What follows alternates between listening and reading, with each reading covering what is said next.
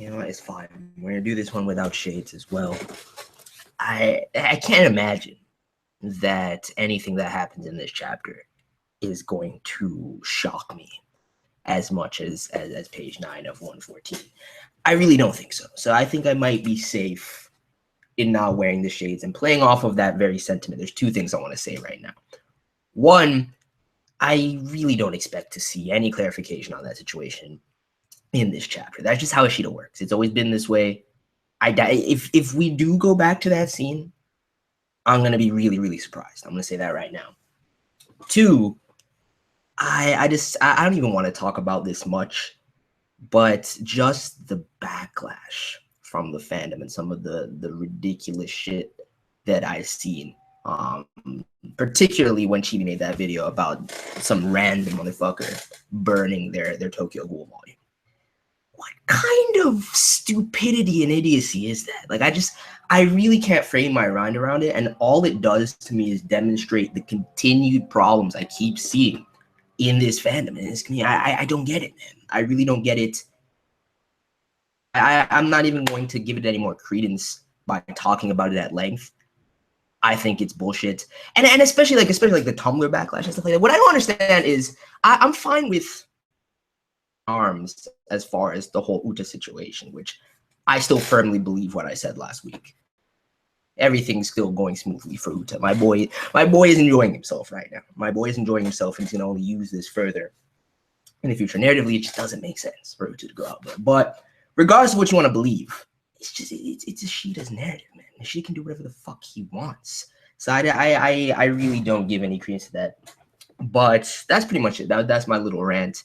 I'm ready to dive into this chapter. Tokyo Ghoul chapter 115. There's two things I need to do, which I'm not even going to talk about in this video, but I want to get through this chapter pretty quickly as well, just for the sake of time. But it depends on the substance of it, because SEIDOU is about to go in. I cannot wait to see the man full Kakuja, dude. So please smash that like button if you're hype. And I'm going to get into this right now. Question child, dude. A few days before Ao reached his completed form. That's good, Takizawa. You know, a ghoul's hunger has such a strong effect on its mind and body that it can cause severe hallucinations. Fucking Kano, dude. This man, one of the most twisted motherfuckers I've ever seen in my life. By the way, Takizawa, the thing you just ate, what sort of meat do you think it was? No! Bro, this is when he did it to him. This is when he completely broke the man, pushed him beyond the breaking point. Did it taste like this skin? Did it taste like home, perhaps? This man just made look at those little meatballs that he made out of his family, bro. Kano said, did it taste like home? Fuck, bro. See, this is that shit, though. Like, when we first learned about this, everything as far as the whole pineapple revelations during the auction just made perfect sense. What a twisted sense of humor, man. Really and truly. Fucked up. Yo. So that's what it was, like a knight's help. Yo, that's sick, bro. You're pathetic too. That quickness, though. I'm taking you home with me. Battle between the two fucking Kuza and that Kako. That's what's crazy to me, because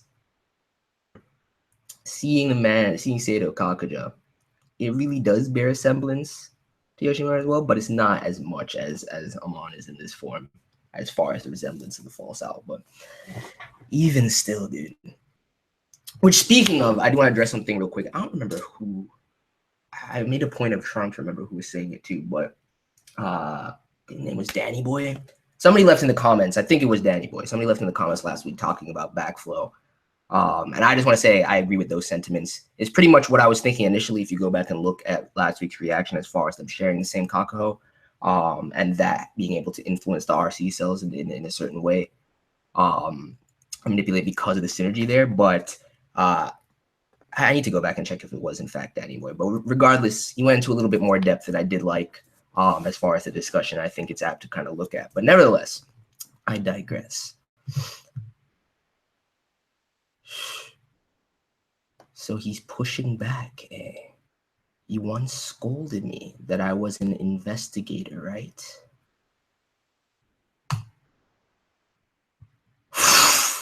Still though, the raw power. That's crazy. That's crazy. I am Owl. A ghoul, damn it. Yo, SEIDOU's fool.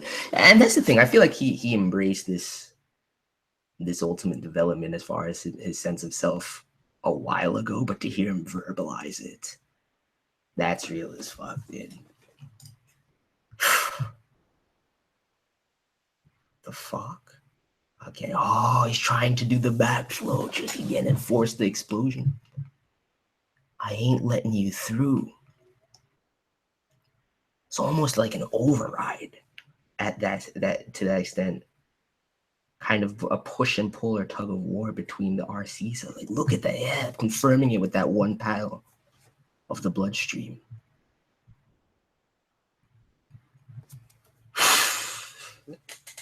I really like that concept. You leave it to Ishida to keep bringing in things that really play off of the initial construction and yet take it to new heights time and time again. That's why as much shit as people have been talking about the most recent chapters and the most recent developments, and saying how it's nonsensical and it's almost shonen-esque, I can't parlay with you, but I have to turn my head to that because it's just false, especially with all the work, painstaking and meticulously so, that the man has done to lay the foundation for all of these developments. All of them can be traced back. So I heavily disagree with that also.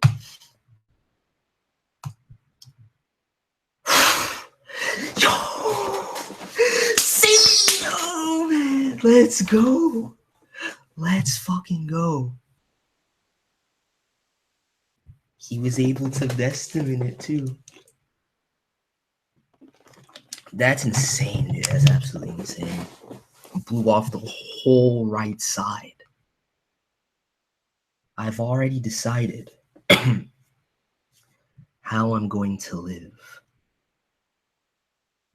Bro, this is some dope SEIDOU development. Like, just kind of laying bare what's been weighing on him this entire time when I haven't really... I've thought about his mental state.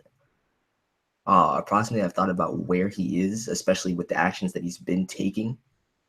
And it was something that I really started thinking about heavily after the events at Ruin and him, you know, really wanting to save Akira, that I came to this conclusion, even with the Hoji stuff, that this was the place that the man was. But to see it and to see him verbalize it again, that's powerful. Damn it. God damn it. Takizawa. Yo, they actually had conversations while they were in there? I guess that's why the surprise was unnecessary. Because we knew from Amon's perspective that he had seen him. And I think it's the first confirmation that perspective. So you were all right after all. Yeah, you too, I guess. You're not eating, are you? Your plates, I see you push them back. Also, I can tell by the smell, more or less. So it's just, I mean, that's the discrepancy in the initial development too. Ironic, isn't it? For we who lived for justice this whole while, to be reduced to these bodies. Statement's kind of, I mean, I understand where he's coming from with it. But I don't think Amon was able to digest that statement wholeheartedly, having a bit more information than him at this point about the inner workings. even still, I think that's what would spur him forward even more. I'm not going to give up. Exactly. I'm on Kotaro, man. One of the realest. That strength of will. That's why it's painful to see him like this. It really is. Although it's still hype as fuck. And neither should you. Don't give up. So sick, man. I want to see like that. That just pays me. I want to see that parallel between the nice little silhouettes of his parents looking all happy and shit, and that distorted. It's twisted, dude. It almost looks like a Belit from Berserk, straight up. It almost looks like a Belit. If there was one more eye peering out that right side, that's disgusting, man. And it's got like little hairs coming off of it too. Kano, you're a bastard, dude. You're an absolute bastard. Kano is an absolute bastard. There's no going back for me. Not anymore, bro. That's what I'm saying too. That was the breaking point. After that, the ultimate line had just been crossed. Even still, even at the point to which he'd been pushed with the torture, I don't think he would want to deny those base instincts that he's developed at this point. But that's a great deal of self-loathing that the man is harboring right now too. He genuinely just doesn't give a shit about himself anymore because he doesn't think he deserves to. So that's why he wholeheartedly embraces this side of himself that's come to the surface and overwritten who he was. And how, you ask? Eating fucking meatballs made out of his pit. Yeah, I'm done. I can't even. This page. Yet again, page 9, dude. These page 9s. Still nowhere near the level of last week's chapter, but these page 9s, bro.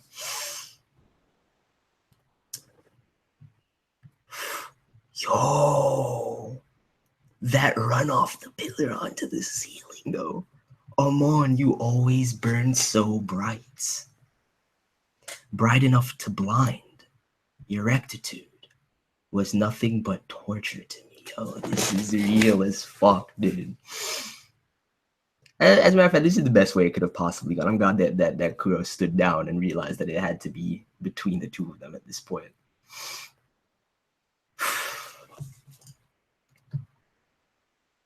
Just symbolically on what this means for both of the characters. You know, it's Kakaja Mask, though. To see it fully formed, it's sick, dude. It's so fucking sick. That's disgusting, bro. This man, they're not even like little shard. They're not even shard. Like, those are like heavy blood bombs. That's some crazy Yukaku capabilities right there. Even, I mean, again, is Kuzen's Kaku. I don't know why I question it. But I realized, what the fuck? Did the man just lose his leg? He's gonna have to compensate right now. I don't expect it to get on some little springs on some Kaneki shit, but he's gonna have to do something. I can't spout pretty words about justice like you can. I won't take back the crimes I've committed. Exactly, SEIDOU. You know, I have to respect it too. I wholeheartedly respect it. It's refreshing to just be able to 100% put your finger on a character's mentality without having to question anything. I won't take back the crimes I've committed. Takizawa SEIDOU died in that prison. Too real, dude. No longer walk the straight and narrow path. If I could, I'd want to turn time back. Yo, it was fucked up, dude. I thought he was gonna best him in this. I too want to be like you. Interesting.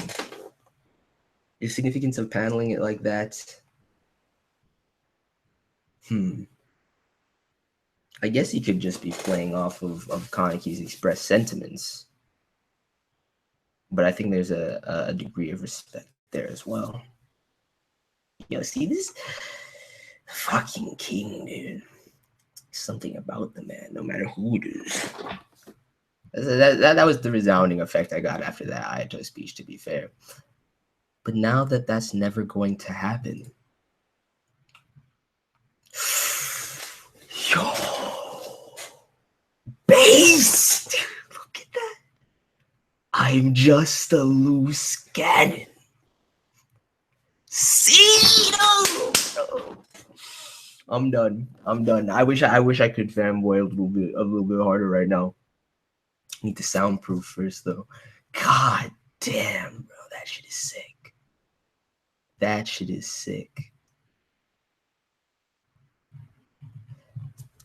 Loose cannon. Bit different than a ticking time bomb. Just one thing. That's all. This above all else. Something like that.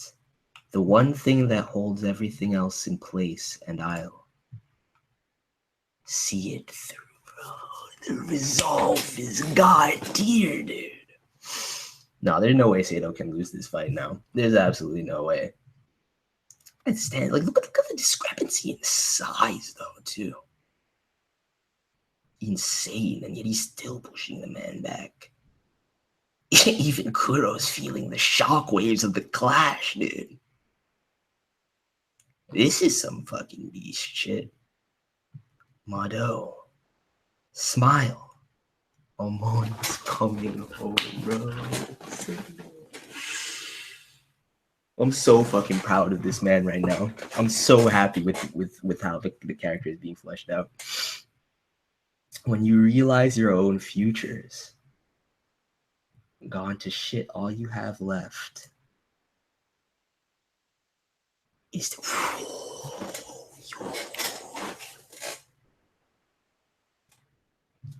That's crazy. Yeah, actually surmounts him. I think if there was some control there though, we'd be seeing a different thing. It's all about that strength of will right there. Is to live for someone else. Real, dude. Explains his entire position too. I knew it had to be like this. He completely discarded any care for himself long ago. And this is his way of repenting, even though it means that he's going to commit even more atrocities. See, this is some really, really impressive character development right here. Truly. And he vested in.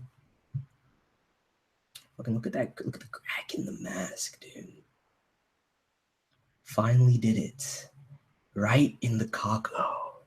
I finally come to understand that line of thought. When I look at you, Amon, damn, he's done, bro. That quick RC suppressing canister drop. Good work. Good work. Truly. You know, he's sitting there in it as well. A good man. Yo, exactly, Kuro. Exactly. A good man. That he is, though. That he fucking is. This chapter is dope, bro. Let us go home. First class, Amon.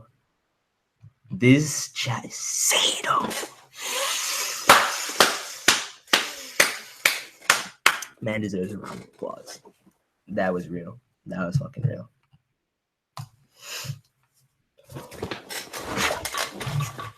What is this?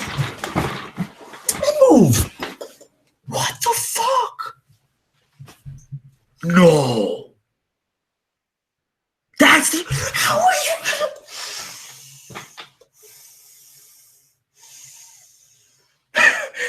Yo. Wait. Bro, he hasn't even noticed. This is yo. Matsuri. Hold on. Let me sit back down. This shit is crazy, dude. This shit is fucking crazy. The man has it's like, what? A fourth of the way through his skull? He hasn't even flinched as if he's unknown. Wasn't he in, wait, how is he even in this casual stance? Wasn't he even engaged in a battle with Nico? And that blade too, you telling me it's the people from V then? Those special class agents that we saw lurking. What? No, there's if Matsuri dies like this, not that I can say I give a fuck. But what the fuck, dude? They just crept up behind the man. That's even worse than the way that Tsuneyoshi went. At least the man got raped by Donato Furuta and Kaiko. Mad blades in the man's back. He didn't even get up from the desk. But this, it's like it's already. I'm done, dude. I'm done. This is Ishida, man. I could have used the shades for this. I'm not even gonna lie. You know, as a matter of fact, it's kind of blinding right now. It's kind of fucking with my head. There's no. I know he dies for this. If it splits through though, he's not regenning either.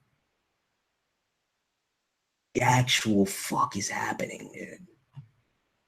Meanwhile, what in the world is happening inside the CCG? A sudden twist. What the fuck?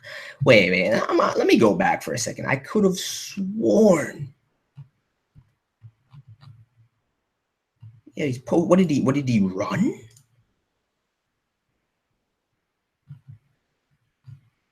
But no, then see, that's just a shot of food. The man was out there. The man was engaged in the back with. You know what? I'm not even gonna question it. There's no sense in doing so. They just literally split the man's wig. They crept up behind him, slashed the katana into his fucking dome, and he hasn't even noticed. He hasn't even flinched. This is what I'm saying. This is worse than when Donato just sliced off Hige's arm. And that quickly.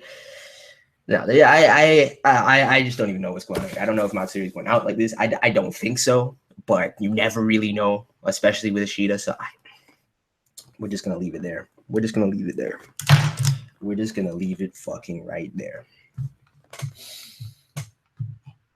I don't even have time to read the chat because I'm running super late today. So can you guys I want to hear what everybody's thoughts are. But if you feel like sharing them and you want me to see them, please leave them in the comments after the video is up so I can see what everybody thinks is going on. Because right now I gotta go do Demi-chan as soon as possible because I gotta be done by like 4:30. So thank you guys for coming through. The chapter was so fucking good, and then you gotta leave me on this what the fuck cliffhanger page. I don't get it, man. I don't get it. I know it has to be the V agents that we saw though, but I just don't understand how this situation came about.